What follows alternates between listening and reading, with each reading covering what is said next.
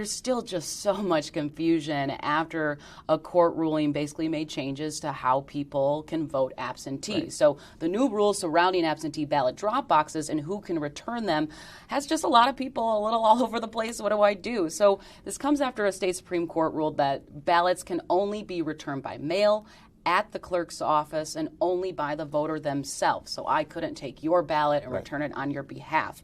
Now, the state's high court is expected to, deal with this ballot drop box for future elections down the road. What have you heard from some people who are really worried about this? I talked to a number of disabled people who are in situations where they just don't see how they can get their ballot back. They can't go to the polls because of their disability, so they order absentee ballots. They're able to do that. They receive the absentee ballot.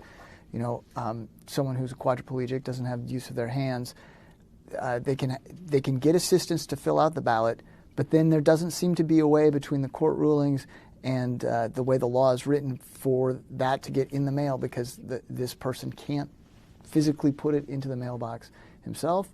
How is he supposed to get it there if the court has been so clear that you have to do it yourself?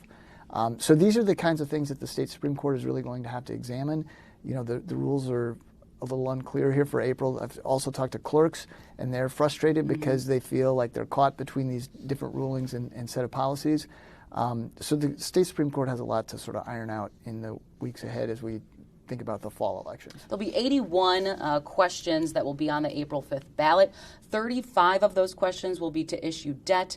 8 are to exceed revenue limits on a recurring basis, 38 to exceed revenue basis on a non-recurring basis. This basically, Patrick, comes as a lot of school districts are having to once again go ask voters to help pay for school-related costs.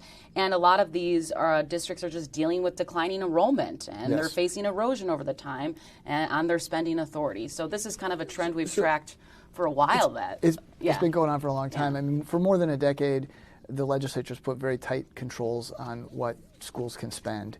And so, they're only sort of safety valve if they don't have enough money. I mean, they could cut spending, which is hard to do if you have, growing costs.